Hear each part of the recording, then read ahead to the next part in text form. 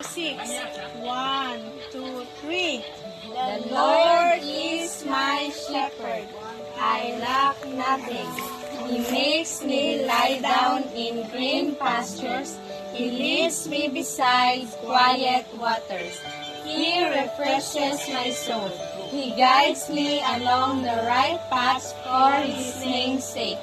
Even though I walk into the darkest valley, I will fear no evil, for you are with me.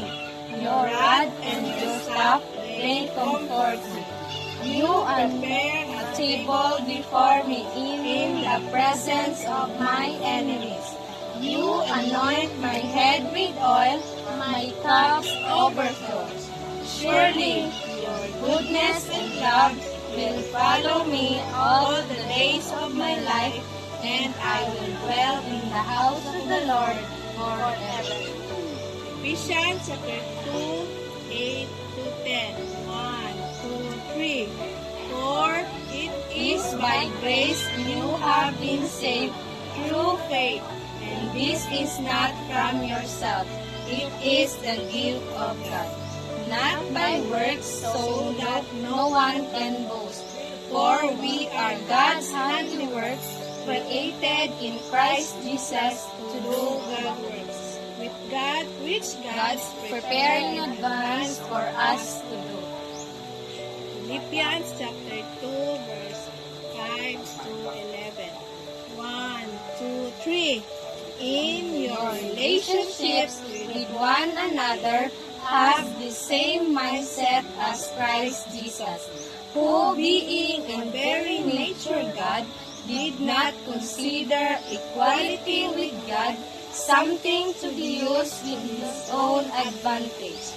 Rather, he made himself nothing by taking the very nature of a servant, being made human likeness. and being found In appearance as a man, he humbled himself by becoming obedient to death, even death on the cross. Therefore, I God exalted him to the highest place and gave him the name that above every name, that the name of Jesus every knee should bow in heaven and on earth and under the earth, and every tongue tongue acknowledge that Jesus Christ is Lord, to the glory of God the Father. Colossians chapter 3, verse 16 to 17. 1, 2, 3.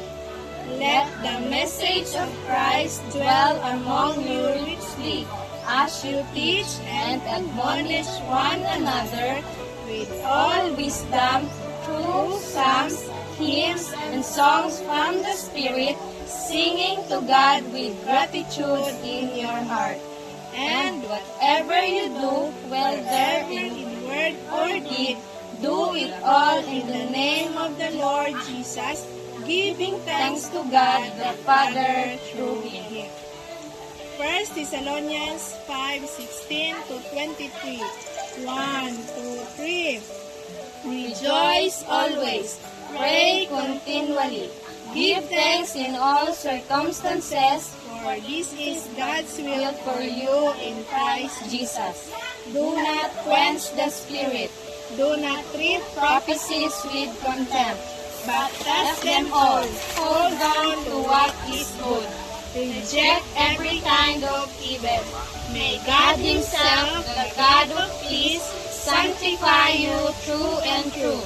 May your Holy Spirit, soul and body be kept blameless at the coming of our Lord Jesus Christ.